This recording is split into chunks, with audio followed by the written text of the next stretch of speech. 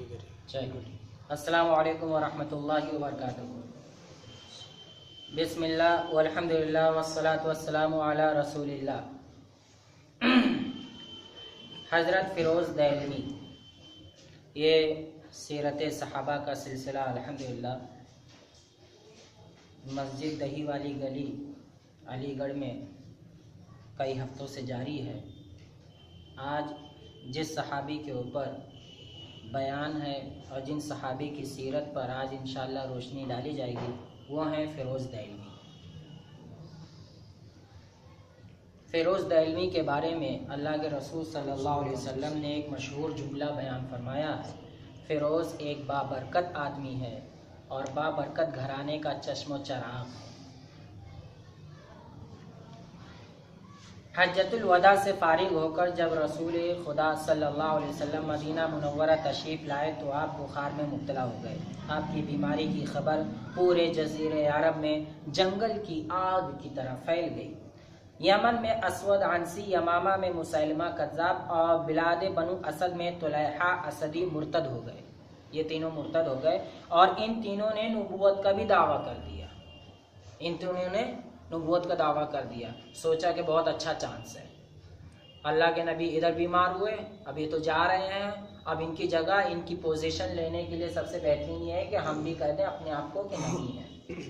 फिर यमन में Aswad ANSI और यमामा में मुसैलमा कज़्ज़ाब और बिलाद बनु असद में तुलैहा असदी, ये तीन लोग हैं।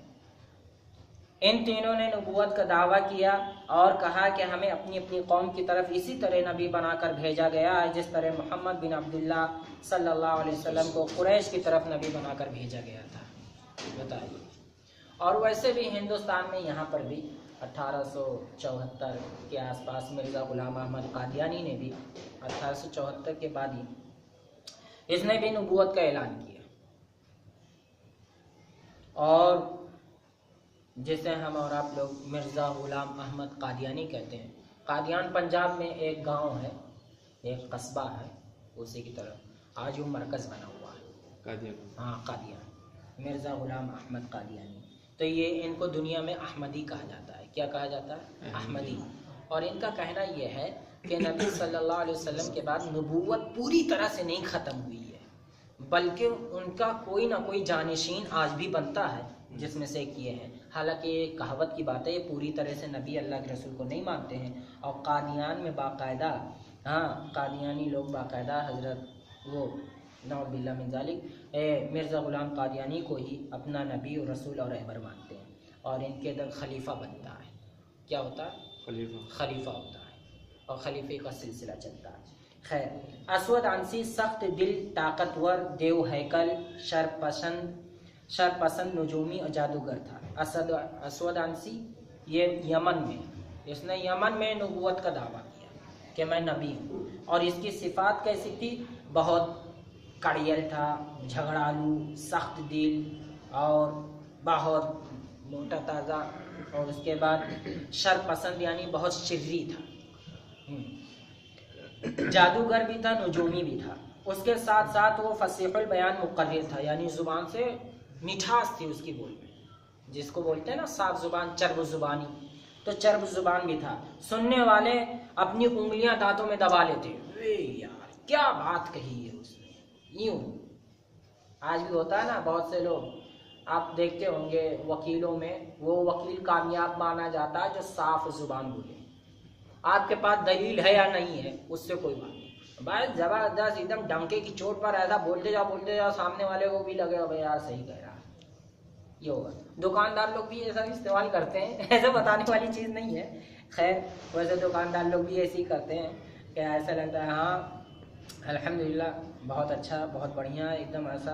वो तो बाद में पता चलता है कि हो गया है, छूना लग गया। सारे दुकानदार ऐसे नहीं होते हैं अल्हम्दुलिल्लाह, बहुत नेक लोग भी हैं इसमें और अतराफ़ अपनाफ में तो नेक ही लोग हैं माशाअल्लाह। अपने शोबदाबाजी से लोगों को वर्ते हैरत में डाल देता, यानी बड़ा करतबबाज था। उसके बाएं हाथ का काम था, माल, दौलत, जाहो, हश्म, कद्र व मंजिलत का हसूल उसकी कमज़ोरी बन चुका था। यानी दौलत, कहीं पे भी दौलत चाहिए। जब भी घर से बाहर निकलता अपने चेहरे पर खोद चढ़ा लेता। खोद यानी वो हेलमेट, जिससे सर के ऊपर तलवार न लगे, तीर न लगे। ये हेलमेट चढ़ा लेता ताकि लोग उसे देखकर हैबत ज़्यादा हो जाएं। तो ऐसा लोगों को भी लगता था वह एकदम लड़ाका आदमी है, हमेशा तैयारी रहता है लड़ने के लिए, पहले से पहन के रखा है। इन दिनों यमन में ऐसे ईरानियों का असर रसूख था जैसे कि आजकल है। ईरानियों ने यमन में ये किया, आज ईरान की हुकूमत ने यमन में, वहाँ हौती हैं, हौती ज़ैदी हैं, ये भी शिया की एक किस्म है। तो खैर, तो इन्होंने इन्हें उकसा कर वरगला कर वहाँ की जो सुन्नी हुकूमत थी मंसूर हादी रब्बी, उसके ख़िलाफ़ भड़काया और वो भागकर सऊदीया हुकूमत के पास गए। उन्होंने मदद मांगी तो सऊदीया ने सारे लोगों को जमा किया, सुन्नी मुसलमानों को, फिर उसके बाद फ़ौजी चढ़ाई की, जिसकी वजह से कार्रवाई हो रही है। तो ये ईरानी आज भी शाम में जो सारा कत्ल खून हो रहा है, ये इसी वजह से। अमेरिका और इसराइल से तो बोलते हैं ये सारा दुश्मन है, और लड़ाई यही होता है कि ऊपर ऊपर से तो दुश्मन बता रहे हैं और अंदर से तो दोस्त। हाँ, अब देखो मिला जुला कर उसको न्यूक्लियर पावर का सेंटर भी बना दिया ईरान को, इसीलिए कि मुसलमान सुन्नी ज़्यादा हैं दुनिया में, तो इनको परेशान करने के लिए, हरासा करने के लिए। अब जिसके पास न्यूक्लियर पावर बम आ जाएगा तो जाहिर सी बात है वो सीनाजोरी करते फिरेगा, उसको इसीलिए किया गया। खैर, ये सब इनकी चाल है। खुद ही सोचिए, कॉमन सेंस है। ईरान के ऊपर अमेरिका वाला, इसराइल वाला बोलता पाबंदी लगनी चाहिए, पाबंदी लगनी चाहिए, उससे कारोबार बंद होना चाहिए, बहुत फितनाबाज है, बहुत। अबे फितनाबाज है तो फिर दिया क्यों न्यूक्लियर पावर सेंटर? वो इसीलिए दिया है कि कभी भी अरबों के खिलाफ उसको इस्तेमाल करेंगे।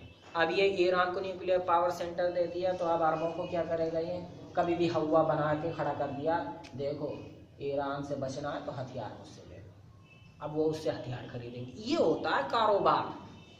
उधर इसको सेंटर बनाया, उधर सारे लोग डरे, अब वो ये हथियार बेचते रहेगा, बस ऐसे ही धौंस जमा दिया। इन दिनों यमन में ऐसे ईरानियों का असर और रसूख था जो ईरान को खैराबाद कह के मुस्तकिल तौर पे यमन में आबाद हो चुके थे। उनके शकील सहाबी रसूल हज़रत फ़िरोज़ दहलवी थे। तो ये भी ईरानी थे, लेकिन ये इस्लाम ले आए और बहुत ही पक्के सच्चे मुसलमान रहे।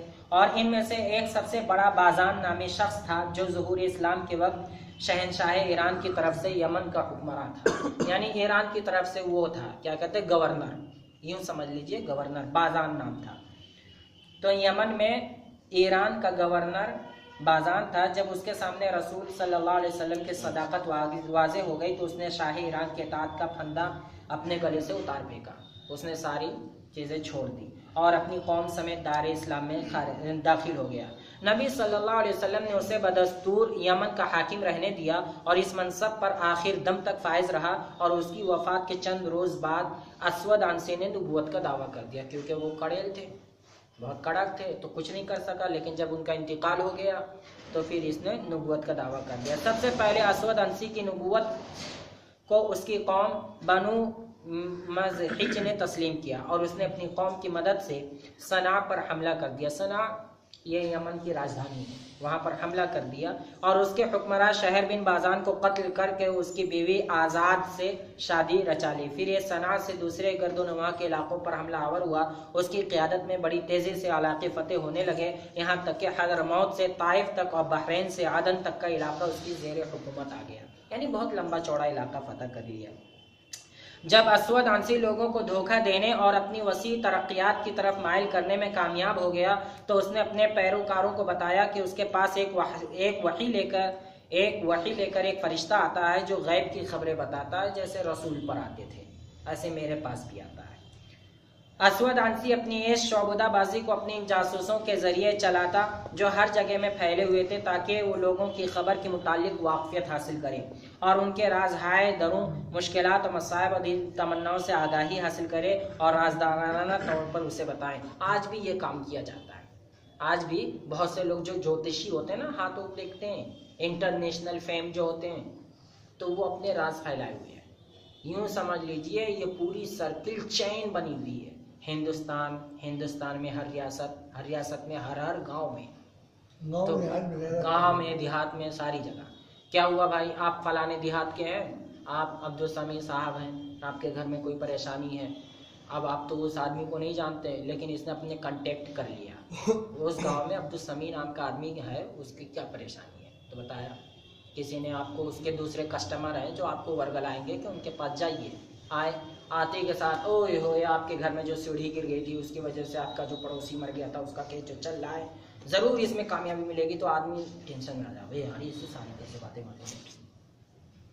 ये होता है, ये भनक लगती है, ये पूरा सिलसिला चलता है, पूरा चैन है, और फिर लाखों करोड़ों की ठगाई होती है। जब असवद अंसी लोगों को धोखा देने और अपनी वसी तरक्यात की तरफ माइल करने के लिए उसने यही काम, अपने जासूस फैला दिए। तो उसके जासूस बताते फला आदमी के बारे में ये है, तो वो उस आदमी से मिलता तो उसे ऐसे बताता तुम्हें ये परेशानी है, तो सामने वाला देख के डर जाता, भाई इससे कैसे मालूम, तुम्हारे दुकान से ना वो 10 ताले एक औरत लेकर चोरी करके भाग रही थी, तुमने पकड़ के उसे मारा था और वापस ताले ले लिए थे। अब यार तुम्हें कैसे मालूम, मैंने तो तुम्हें मुंबई से बुला। अरे हमें सब मालूम है, सब मालूम है। और उससे यही पूछ लो हाथ पीछे करके, मेरे हाथ में पीछे क्या है, कुछ ना मालूम है, कुछ भी ना मालूम है, कुछ भी ना मालूम। ऐसे ही है, कहा जाता है कि एक बाबा ने कहा कि ये बहुत पहुँचे हुए बाबा हैं, तो उनके पास एक औरत ने खाना पेश किया, तो खाने नीचे सारा सालन, बोटियाँ सारी, ऊपर से चावल, कहा खाओ। तो बाबा ने बोला कि अरे यार सिर्फ चावल कैसे खाते हैं, तो बोले नहीं आप पहुँचे हुए हैं ना, तो आप खा सकते हैं, अगर आप चाहें तो खा सकते हैं। बोले नहीं आदमी यार, सूखा सूखा चावल आज तक किसी ने कोई खाया, तो आपको मालूम, जब आपको ये नहीं मालूम कि चावल के नीचे सालानों बोटी है, तो आपको ये कैसे मालूम कि फला आदमी कौन कौन सी मुसीबत में है। ये होती है पोल की खोल, ऐसे खुलती है। खैर इस तरह जब भी कोई उसके रूबरू आता तो देखते ही फौरन पुकार उठता, तुझे फला ज़रूरत है मेरे पास लाइए, और तू इस वक्त फला फला परेशानी में था, और अपने पैरोकारों को ऐसे करतब दिखलाता है कि उनकी अकलें दंग रह जाती है, बड़ा पहुंचा हुआ है। आज भी बोलते हैं ना पहुंची हुई सरकार। यहाँ तक कि कारोबार हुकूमत चलाने में भी उसके पांव जम गया। उसकी दावत आफाक आलम में इस तरह फैली जैसे खुश्क जंगल में आग फैल जाती है। जब नबी सल्लल्लाहु अलैहि वसल्लम को असवद अंसी के मुर्तद होने और यमन पर हमला आवर होकर उसे अपने कब्जे में लेने की खबर मिली, तो आपने 10 सहाबा-ए-किराम को यमन में आबाद सहाबा-ए-किराम की तरफ ये पैगाम देकर भेजा कि असवद अंसी के पैदा करदा फितने को जिस तरह भी हो सके जड़ से ख़त्म किया जाए। जिस सहाबी के पास आपका पैगाम पहुंचा वो फौरन आपकी दावत पर लब्बैक कहते हुए आपके हुक्म को नाफिज करने के लिए कमर बस्ता हो जाता। आपकी दावत पर लब्बैक कहने वालों में सबसे सबकत ले जाने वाले हमारी इस दास्तान के हीरो हजरत फेरोज दैलमी हैं। इसी असवद अंसी जिसने झूठे नबूवत का दावा यमन में किया था और यमन में फितना बर्पा कर रखा था, इसके खात्मा के लिए फेरोज दैलमी को अल्लाह के रसूल सल्लल्लाहु अलैहि वसल्लम ने चुना। हम ये दिलरुबा दास्तान उन्हीं की ज़ुबानी आपको सुनाते हैं, ये बयान करते हैं, यानी ये खुद अपनी दास्तान अपनी ज़ुबान बयान करते हैं। मुझे और मेरे साथियों को दीन के बरहक होने और दुश्मन खुदा असवद अंसी के झूठा होने के बारे में ज़रा भी शक नहीं था। मेरा दीन सच्चा है, असवद अंसी झूठा है, मुहम्मद रसूलुल्लाह सल्लल्लाहु अलैहि वसल्लम सच्चे हैं, ये इसमें कोई शक नहीं था। हम इस पर हमला आवर हुए, उससे गुलो खुलासी कराने की हर दम फिक्र में थे, यानी किसी भी तरह से उसका खात्मा हुआ। हम जब हमारे पास और यमन में आबाद देगर सहाबा के पास रसूलुल्लाह सल्लल्लाहु अलैहि वसल्लम के खतूत आए तो हमारे हौसले बुलंद हो गए। यानी ये खुद भी चाहते थे लेकिन मुंतज़िर थे अल्लाह के रसूल के इशारे के, हुक्म के। हम में से हर एक असवद अंसी को ठिकाने के लिए सरगर्म हो गया। यमन में कामयाबी हासिल करने के बाद असवद अंसी बहुत मगरूर हो चुका था और अपने लश्कर के सिपह सालार कैस बिन अब्द यगूद को भी अपने घमंड का निशाना बनाया, जिससे कैस को अपनी जान का खतरा लाहिक हो गया। यानी जिस सिपह सालार से इतनी फतह मिली उसको भी इसने आंखें दिखाई। इस मौके को गनीमत जानते हुए मैं अपने चचेरे भाई वाविया के हमरा कैस के पास गया। हमने उसे रसूलुल्लाह सल्लल्लाहु अलैहि वसल्लम का पैगाम सुनाया और इस बात से आमादा किया कि पहले उससे वो तेरा काम तमाम कर दे, क्यों न इस मनहूस शख्स को ठिकाने लगा दिया जाए, क्योंकि असवद अंसी तुझे मार देगा। तो इससे पहले ऐसा क्यों ना करे कि तू भी हमारे साथ मिल जाए और हम मिलकर असवद अंसी को ख़त्म कर दें। तो उसने इस बारे में यह ख्याल किया कि मेरी मदद के लिए आसमान से फरिश्ते नाजिल हुए, क्योंकि वो खुद ढूंढ रहा था। उसने सहाबा इकराम को समझा, लग रहा है ये लोग आसमान से उतरे हैं, ये मेरी मदद के लिए। ओए खुशी हो गई।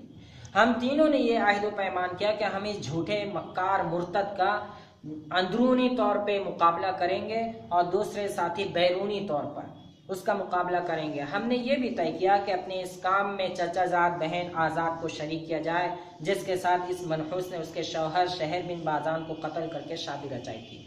मैं असवद आंसी के अमल में गया और अपने चचा महल में गया, असवद आंसी के महल में गया और अपने चचाजाद बहन आज़ाद से मिला और कहा, मेरी बहन तुम जानती हो ये मनहूस शख्स हमारे लिए आफत है और उसकी मुसीबतों से ना हम महफूज हैं ना आप महफूज हैं। देखिए उसने तेरे खावंद को पहले तो कत्ल कर दिया, तेरे शौहर को कत्ल कर दिया और हमारी कौम को देगर औरतों को रुसवा कर दिया और बहुत से मर्दों को हलाक कर डाला और उनके हाथों से सल्तनत भी छीन ली। ये रसूलुल्लाह सल्लल्लाहु अलैहि वसल्लम का ख़त हमें मिला है, जिसमें ख़ास तौर पर हमें और आम तौर पर तमाम अहले यमन को इस फितना के ख़त्म करने का हुक्म दिया गया है कि आप हमारी मदद कर सकती हैं। उसने दरियाफ्त किया, मैं आपकी मदद कैसे करूं क्योंकि मैं एक औरत हूं। मैंने कहा, उसके यहाँ से देश निकाला देने पर मदद कीजिए, यानी देश से परदेश करने पर मदद कीजिए। उसने कहा, मैं उसके कत्ल करने पर आपकी मदद करूंगी। मैंने कहा, अल्लाह की कसम इससे तो हमारी दिली मुराद भी पूरी हो जाएगी, लेकिन मुझे खतरा है कि कहीं आपको उसका खमियाजा ना भुगतना पड़े। उसने कहा, मुझे कसम उस ज़ात की जिसने हज़रत मोहम्मद सल्लल्लाहु अलैहि वसल्लम को बशीर और नज़ीर बनाकर भेजा, मुझे अपने दीन के बरहक होने पर ज़रा बराबर शक नहीं। मेरे ख्याल में अल्लाह ताला ने इस शैतान से बढ़कर मलऊन किसी को नहीं पैदा किया। अल्लाह की कसम जब से मेरा उससे वास्ता पड़ा है उसे फाजिर और फासिक ही पाया है, ना इस लाइन को हुकूक का ख्याल है और ना ही किसी बुराई से बाज आता है, क्योंकि बाजान इस्लाम ले आया था ना, उसको कत्ल कर दिया, उसकी औरत के ऊपर कब्जा कर लिया था। तो ये भी चाहती थी छुटकारा हासिल करे। तो अब 3 लोग जमा हो गए, एक सिपह सालार, सहाबी और ये औरत, तीनों जमा हो गए। तीनों चाहते थे कि फितना खत्म हो। उसने कहा, यह शैतान बड़ा मुहतात है, महल में कोई ऐसी जगह नहीं जहां उसने चौकीदार खड़े ना किए हों। अलबत्ता ये करने वाला कमरा उसके दस्तबरदार से बाहर है। इस कमरे की बैरूनी दीवार खुले मैदान की तरफ है। आप रात की तारीकी में इस बैरूनी दीवार में नकब लगाएं, सेंध लगाएं।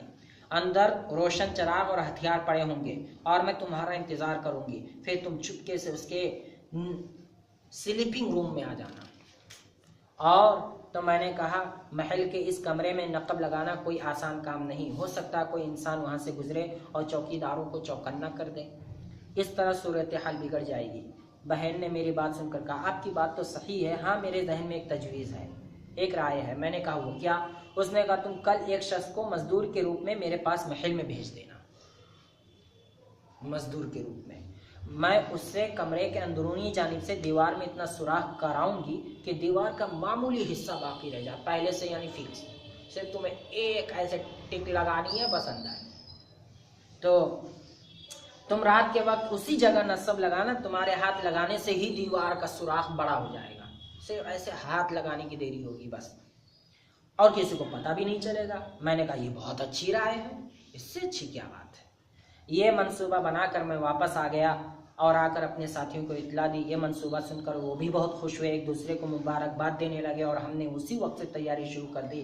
फिर हमने अहले यमन में खवास को उसी मंसूबे की इत्ला दी और उन्हें इस रात से आगाह किया और हमने उन्हें तैयार और चौकस रहने के लिए कहा और उन्हें ये भी बता दिया कि कल फजर के वक्त तक हम इस मंसूबे को पाए तकमील तक पहुँचा देंगे, यानी ये फजर होने से पहले पहले काम तमाम हो जाना चाहिए रात के अंधेरे में। जब रात की तारीकी फैल गई, वक्त करीब आ गया, मैं अपने 2 साथियों के साथ मंजिल की तरफ रवाना हुआ। दीवार को नकब लगाई, कमरे में दाखिल हो गए। अंदर पड़े हुए हथियार पकड़ लिए, क्योंकि हथियार उसने पहले से टेबल पर रख दिए थे ताकि ढूंढने में परेशानी ना हो। और उसने इशारा किया, मैं दबे पाँव अंदर दाखिल हुआ। गहरी नींद में खर्राटे ले रहा था, खर्राटे जोरदार का। मैंने उसकी गर्दन पे टिकवे का वार किया तो बैल की तरह धाड़ा और ज़बाह किए गए ऊँट की तरह तड़पने लग गया। यानी टकवे से वो होता है जो यूं दबाएं तो ऐसे घुस जाता है, सिर्फ उसको रखने की देरी होती है। इधर रखें, ऐसे दबाएं, अंदर घुसता हो जोर से। ये भी एक हथियार है। तो बैल की तरह धाड़ा और ज़बाह किए गए ऊँट की तरह तड़पने लगा। जब चौकीदारों ने उसकी घिघियाई हुई आवाज़ सुनी तो खलवतगाह की तरफ लपके और कहने लगे, अंदर से आवाज़ कैसी आ रही है? मेरे चचा की बेटी ने उनसे कहा, जाओ आराम करो, घबराने की ज़रूरत नहीं, अल्लाह का नबी है, उसकी तरफ वही हो रही है। क्या हो रही है? वही हो रही है, इसलिए चिल्ला रहा है, क्योंकि वही बहुत आसानी से थोड़ा होती है, परेशानी में होती है। तो सारे चौकीदार चले गए अपनी अपनी जगह पे, तो वो मुंह लटकाए हुए वापस लौट गए। हम महल में तुले फजर तक रहे, यानी अब तो काम हो गया, खाना पानी हुआ होगा, चाय पानी तो हुआ ही होगा, कुछ ना कुछ तो पानी वानी पिए होंगे बैठ के, काम तो तमाम हो गया, चौकीदार तो वापस चले गए। हम महल में तुले फजर तक रहे। तुले फजर के बाद महल की दीवार पर चढ़ा और अजान देना शुरू कर दी। जब मैंने अशहदु अल्ला इलाहा इल्लल्लाह व अशहदु अन्ना मुहम्मदर रसूलुल्लाह कहा और साथ ही ये भी कहा व अशहदु अन्नल अस्वद अल अंसी कज़्ज़ाबु रसूलुल्लाह, यानी अल्लाह का झूठा रसूल है अस्वद अंसी, ये भी साथ में कहा ताकि मुसलमान मेरे इशारे को समझ जाएं। उधर जो लोग वो भी है ना, घेरे में ले लें। ये कलिमात सुनते ही मुसलमानों ने चारों तरफ से महल के ऊपर हमला कर दिया। अजान की आवाज़ सुनकर चौकीदार चौकस हो गए। घमसान की लड़ाई शुरू हुई। मैंने महल की दीवार के ऊपर से अस्वद अंसी का सर नीचे फेंक दिया, काट के। अस्वद अंसी के पैरोकारों ने जब उसका सर देखा तो कमज़ोर पड़ गए और उनकी ताकत भी ख़त्म हो गई। जब मोमिनों ने उसका सर देखा तो नारे तकबीर बुलंद किया और दुश्मन पर जोरदार वार हमला किया। तुलुए आफ्ताब से पहले जंग खत्म हो गई और मुसलमानों ने किले पर कब्जा कर लिया, यानी सारे लोग शांति में आ गए। तुलुए आफ्ताब के बाद जब 4 सू रोशनी फैल गई तो हमने रसूलुल्लाह सल्लल्लाहु अलैहि वसल्लम की तरफ कासिद रवाना किए। जब ये खुशखबरी देने वाले कासिद मदीना पहुँचे तो इन्हें पता चला कि सरवर आलम फ़ख्र मौजूदात शम्सुज़्ज़ुहा बदरुद्दुजा रहमतुल लिल आलमीन गुज़िश्ता रात अल्लाह को प्यारे हो चुके हैं। इन्ना लिल्लाहि व इन्ना इलैहि राजिऊन। खैर, कासिद हैरानी और परेशानी की तस्वीर बने हुए था कि उन्हें बताया गया नबी सल्लल्लाहु अलैहि वसल्लम को वही के ज़रिए अल्लाह ताला ने उसी रात आगाह कर दिया था जिस रात अस्वद अंसी को कत्ल किया गया। रसूलुल्लाह सल्लल्लाहु अलैहि वसल्लम ने अपने सहाबा से इरशाद फरमाया, गुज़िश्ता रात अस्वद अंसी को कत्ल कर दिया गया है, यानी जैसे ही हुआ वो अल्लाह ने खबर कर दी। उसको एक ऐसे बाबरकत शख्स ने कत्ल किया है जिसका ताल्लुक एक बाबरकत घराने से है। आपसे दरियाफ्त किया गया, या रसूलुल्लाह वो मुबारक शख्स कौन है? आपने फरमाया फ़िरोज़ दैलमी। फ़िरोज़ अपने मिशन में कामयाब हो गया। तो ये सहाबा इकराम की सीरत थी जो अज़मत, बसालत, शुजाअत से लबरेज़ है। और आज भी हमें और आपको चाहिए कि हम तमाम मुसलमान मुत्तहिद हों और सहाबा इकराम के नक्शे कदम पर चलें और इस्लाम और दीन के नाम पर हर तरह की कुर्बानी देने के लिए अल्लाह के रास्ते में तैयार हैं। बस अल्लाह ताला से दुआ है कि अल्लाह हमें दीन ईमान के साथ दीन और ईमान पर पूरी ज़िंदगी गुजारने की तौफीक अता फरमा और ईमान पर ही हमारा खात्मा हो। बस वाखिर दावाना अनिल हम्दुलिल्लाहि रब्बिल आलमीन। बिस्मिल्लाहिर्रहमानिर्रहीम।